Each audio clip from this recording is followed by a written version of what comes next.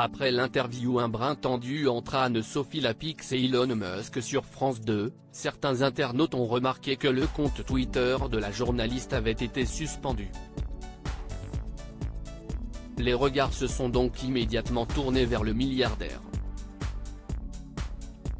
Il était la personne la plus attendue du salon Viva Technology, qui se déroulait à Paris du 14 au 17 juin.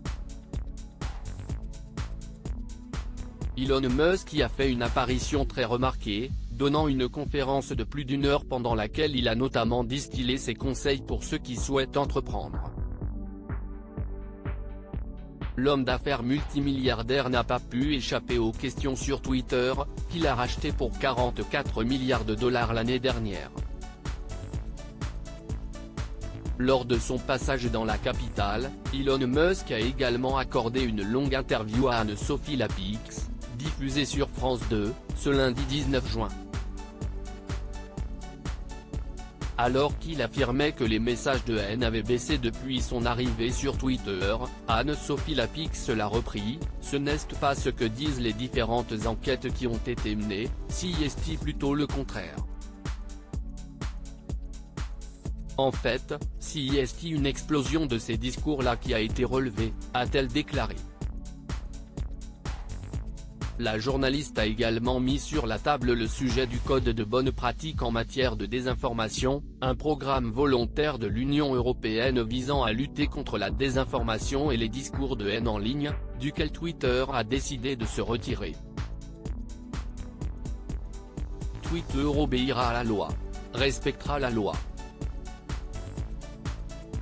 Si une loi est promulguée, je me répète, Twitter s'engagera à la respecter, a confirmé l'homme d'affaires.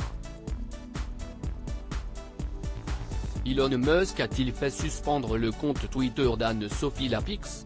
Mais face à l'insistance de son interlocutrice qui voulait s'assurer que la loi serait bien respectée, affirmant qu'il risquait une lourde amende si ce n'était pas le cas, Elon Musk s'est agacé.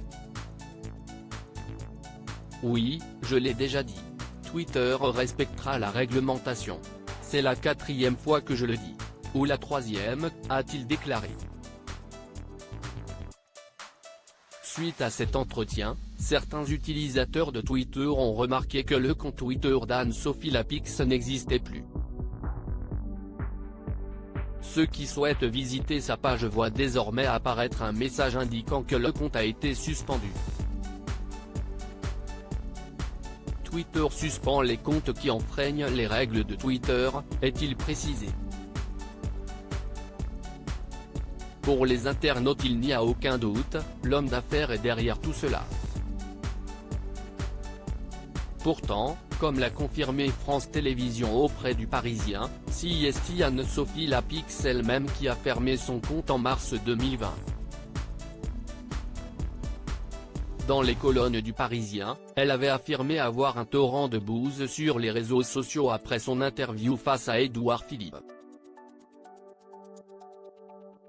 Il ne s'agit donc pas d'une vengeance du milliardaire provocateur.